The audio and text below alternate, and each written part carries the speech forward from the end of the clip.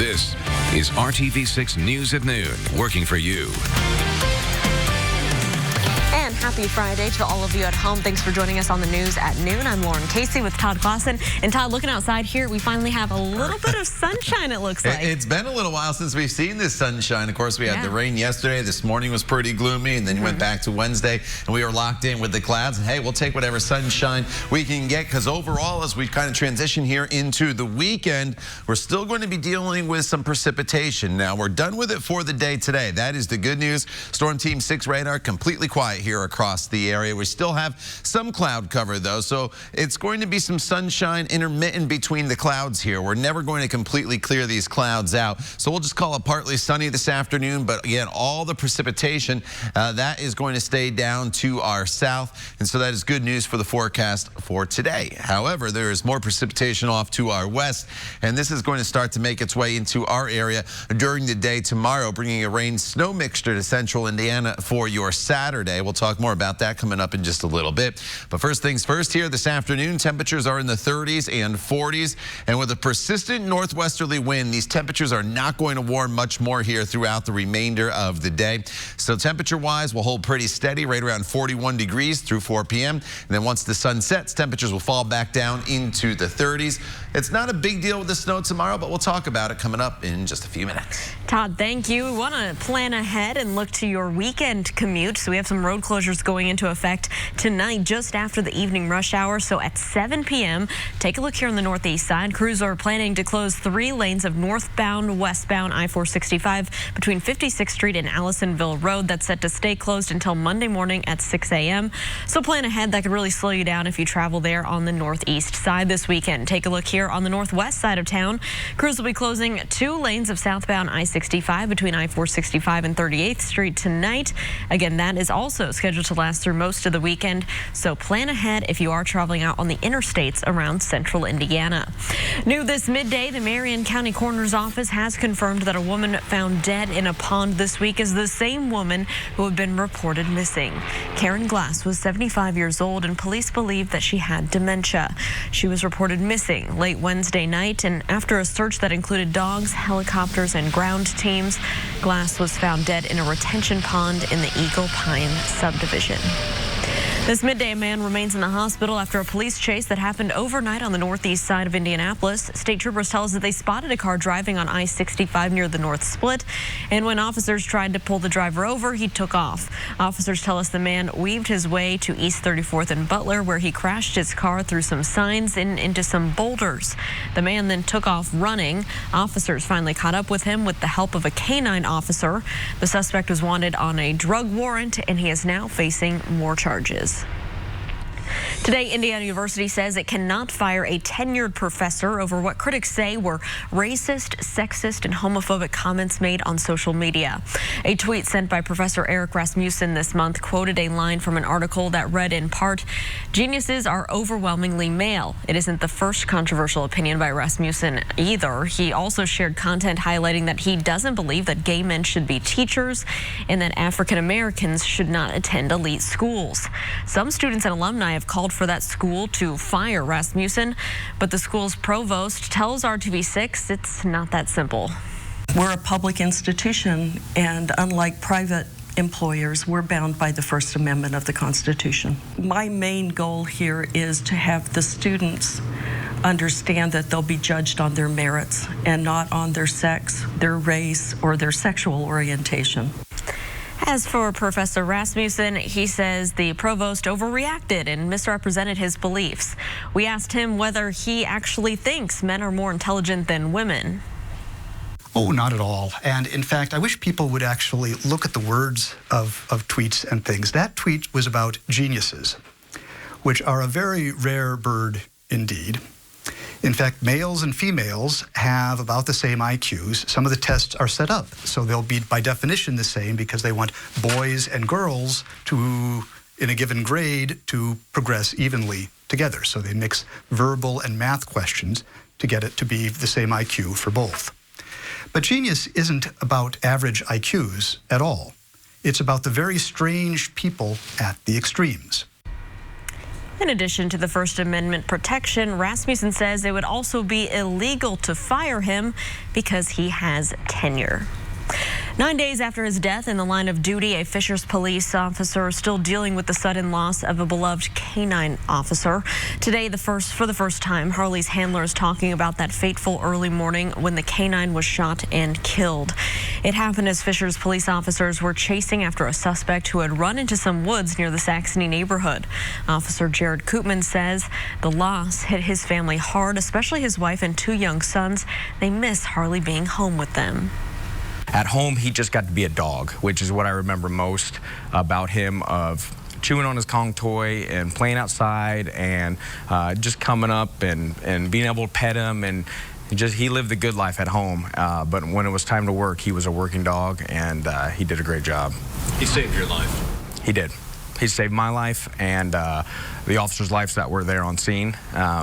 There's no doubt about it. Richard Garrett and Rashana Farrow were the suspects involved in that chase. Police say Garrett fired the shots that killed Harley. Both of them face multiple charges. New this midday, the Office of Attorney General Curtis Hill will not face sanctions over some commercials that his office aired on television across the state. These were not campaign commercials. They were ads for his office's unclaimed property division, where you can see if money or other property of yours has ended up in the state's possession. Indiana's Inspector General found that Hill's office violates state code by using Hill's name in some of those ads. However, the Inspector General also found that the violation was not intentional and that the Attorney General's office self-reported the misstep to the state. Well, the hearings are over for now. So what's next in the impeachment investigation? Coming up, what the House will do with the hours upon hours of testimony and how Republicans are lining up to defend the president. It's one of the biggest nights of the year here in Fountain Square. The annual Tonic Ball is almost here. It might be tough for you to get in, but we'll show you which organization is benefiting from the ball and how you can help.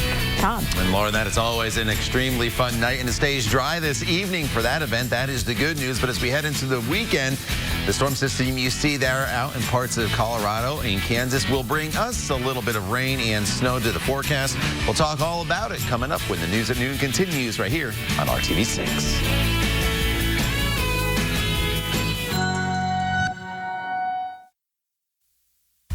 Welcome back. Impeachment hearings are over for now. Today, President Trump insists that Republicans are standing behind him. The 2 weeks of marathon hearings showed the public more about the campaign to pressure Ukraine to investigate the president's political opponents. ABC's Rachel Scott has more on what's next in this investigation. After nearly 40 hours of testimony, a divided Washington eyes the next steps in the impeachment investigation. There is nothing more dangerous than an unethical president who believes they are above the law.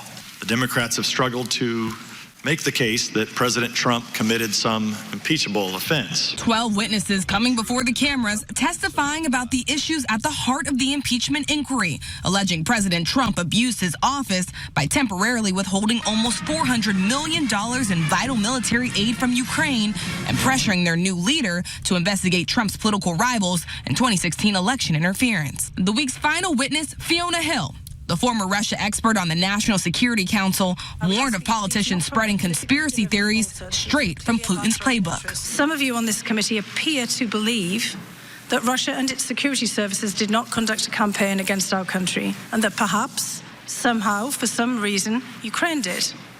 This is a fictional narrative. Hill testified that fictional narrative was being pushed by the president's personal attorney, Rudy Giuliani. And this morning, in a phone interview with Fox News, President Trump stood firmly behind it. Ukraine hated me. They were after me in the election. They wanted Hillary Clinton to win. As the hearings unfolded on Capitol Hill, President Trump had lunch with several senators, including Mitt Romney and Susan Collins, who could become key votes in a Senate trial if the House decides to impeach the president. The marathon hearings apparently not enough to persuade even the few Republicans that found the president's behavior inappropriate. I've not heard evidence proving the president committed bribery or extortion. And as for what's next, well, the scheduled public hearings appear to be over, at least for now. The House Judiciary Committee will now pick up the baton as Democrats take another step towards possibly drafting articles of impeachment. Rachel Scott, ABC News, Washington. A murder in Wisconsin now solved, and police had to come to Indiana to make it happen. Next, an arrest 25 years in the making.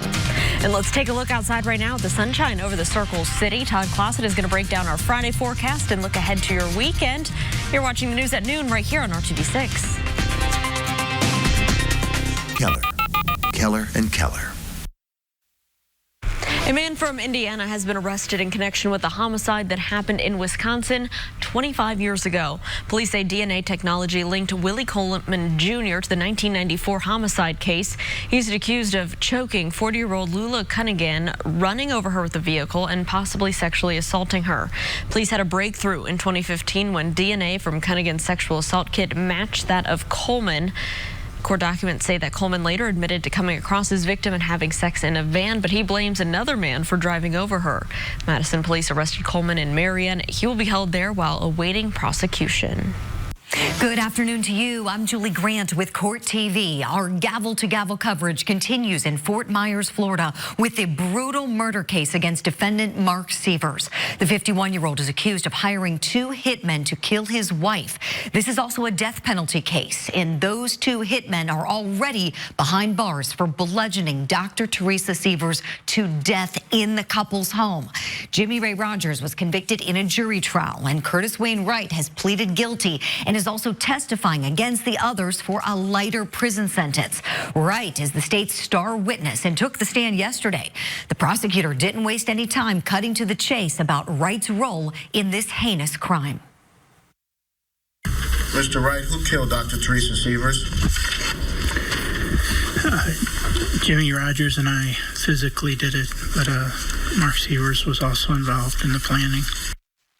Wright and Severs used to be best friends, and it was noticeable that Severs and Wright did not look at each other during the testimony Thursday.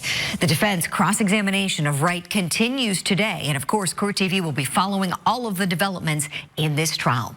I'm Julie Grant. Now back to you in the studio. And you can learn more about other court cases all around the nation right now by visiting courttv.com.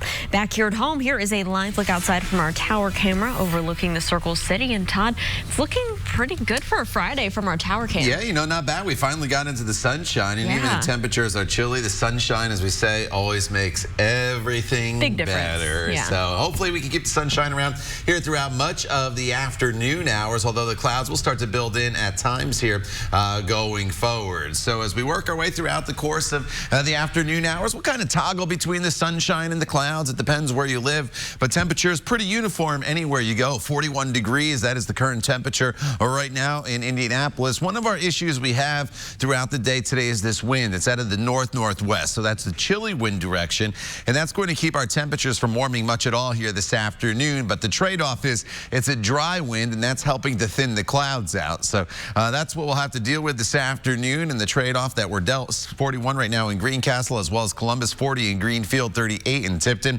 Highs will top off in the low to mid 40s, depending where you live. A little cooler to the north, about 45 in Bloomington, as well as the Columbus area. And you can see the clouds that are in place, but again, starting to break apart in spots. So if you get the sunshine, enjoy it. And as we expand out, the main storm track has been to our south. So this morning, if you joined Lauren, Meredith, Raphael, and I on Good Morning Indiana, it was a soaking rain through Kentucky. Obviously, they're not dealing with that right now, but the next wave of moisture is going to bypass us to the south as well. So tomorrow, when we start to talk about rain and snow showers, the heaviest of the precipitation is going to be across parts of Kentucky. So this evening, we have plans heading to high school football playoff games, or maybe tonic ball in Fountain Square, which you'll hear about in just a second. We're looking at partly cloudy skies, temperatures in the 30s. The wind should start to die down. So it's going to be a cool evening, but a decent evening to get out and about for anything you'd like to do.